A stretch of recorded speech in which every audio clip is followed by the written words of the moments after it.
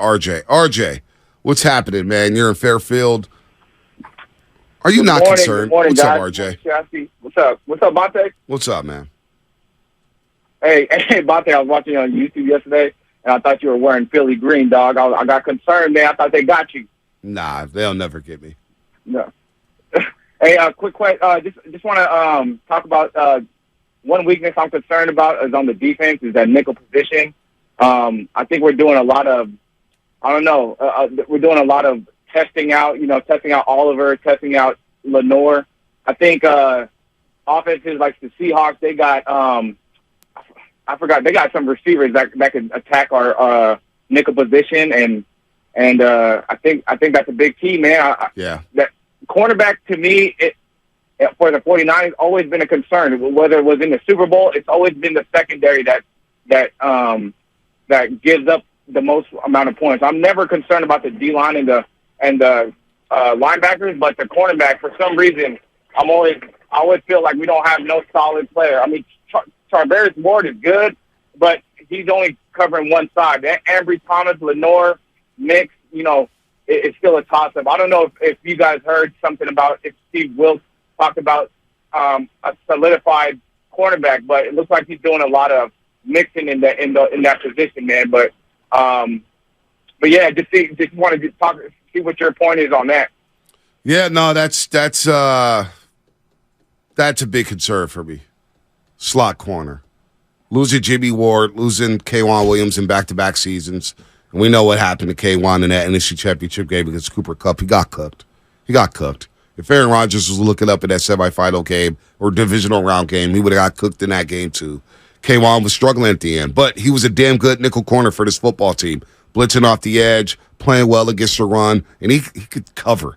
K'Wan Williams was a damn good cover corner, especially in that slot. Jimmy Ward, who didn't want to play the nickel last year. Remember, he wanted to play safety, and he complained about it. Well, he played some damn good nickel corner, some damn good corners. So when you have that run of success at the nickelback spot, and then you bring in a guy, an outsider, and Isaiah Oliver, who nobody really knows from Atlanta, and he looks a little stiff, and he looks a little heavy, and he's missing tackles, yeah, you're going to be concerned. And do you want to just hand it to a second-year player in Sammy Womack III? This is big boy territory here. I know. Big boy territory. And the way the league is, like, the quarterback play is so sophisticated and the wide receiver play is so elite, they just pick on players. If you're the weak link, they just get picked on. One thing I was doing last week, B, was I was researching some of the best cornerback combos in the league. And, like, in my head, I was going back just, like, around the league. And I'm thinking, there aren't a lot of great, like, two-man cornerback combos. Like, the Eagles have it.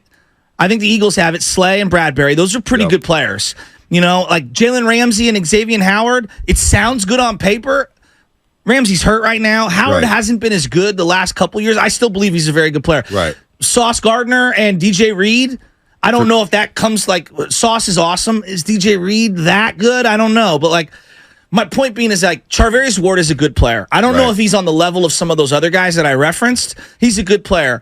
I think a lot of teams in the league are looking at their second quarterback slot and they're saying, we've got some issues. Like, I don't think that's exclusive to the Niners. No. And it's a tough position. You can argue that secondary cornerback play is the toughest to play in the league. With all the offensive rules, with all these big-time wide receivers. The way they can pick on you. You can't touch these guys. They can pick on you. You can't touch them. 5 yards is an automatic first down on the defensive hold. Yeah. Pass interference. So I've always thought for a long time now that they should change the pass interference rule, make it a 15-yarder like in college, unless it's super egregious. But that's something for another day. It's the tough spot. But the Niners have been able to overcome some of their shortcomings because of the pass rush. Yeah. And so I know when Bosa gets here, he's going to get after the quarterback. He will. Now, if Bosa doesn't get here, then we got another talking point. Then they're in trouble. But the other side of it, Drake Jackson and Cleveland Farrell, who's going to step up on that side? I believe they will step up. Chris Kosaric, you got to give him his credit, man. The D-line coach of the 49ers, he's done a lot to get everything out of everybody. Whether it's Kerry Hyder Jr., he got him paid.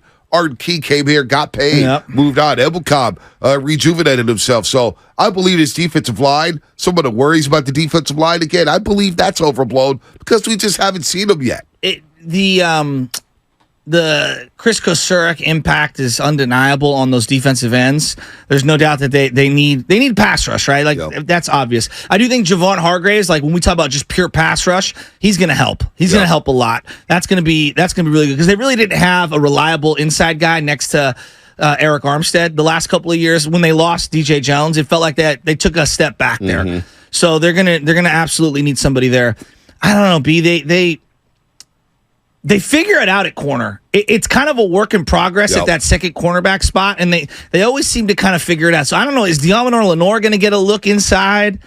Maybe. I mean, we'll see. I don't trust Womack right now. I don't really trust Oliver at all. Well, these guys got to play. I don't trust Aubrey Thomas. They're going to play. They definitely need Charvarius Ward to play as good as he did last year. That is something that you have to account for. No, you can't have a drop-off from him as you're listening to 95.7 The Game, kgmz-fm in HD1 San Francisco, always live on the free Odyssey app. Download the Odyssey app, your favorite 95.7 The Game, for the best and most up-to-date sports coverage. And do not forget that you can also watch us every single day on our YouTube and Twitch stream, sponsored by our very good friends at First NorCal Credit Union. Just log on and search 95.7 The Game.